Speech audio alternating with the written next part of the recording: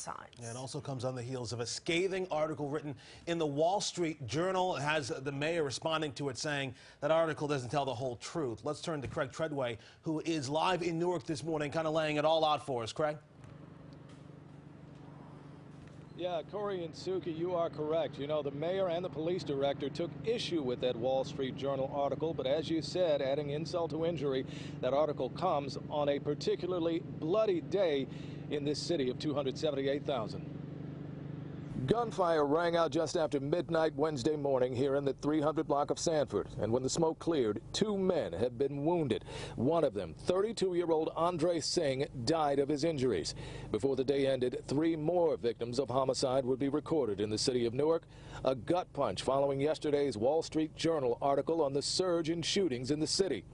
The article put the rise in shootings in Newark at 45% over last year's numbers. Yesterday, Newark Mayor Ras BarakaÂ blasted back at the article, calling it an incomplete representation and skewed narrative about the efforts that the city of Newark is making to improve public safety and the challenges we have faced over the past year as we seek to implement those changes.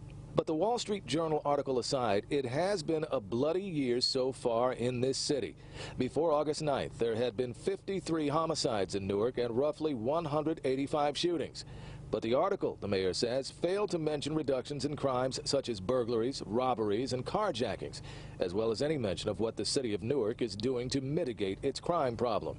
Mayor BarakaÂ pointing out yesterday that one homicide is one too many, but that crime, he says, is not a game of numbers. And when we begin to narrow the conversation to a comparison of statistics, we lose the impact that factors such as crime and poverty have on the culture of violence.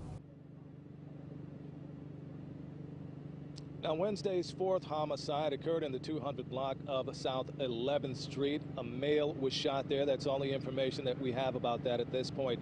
Of the other 3 homicides that occurred during the day, the Essex County prosecutor reports there are no suspects identified and there have been no arrests made. In Newark, Craig Treadway, Pix 11 News. Corey and Suki, back to you. Thanks, Craig. It is 5:04. A commuter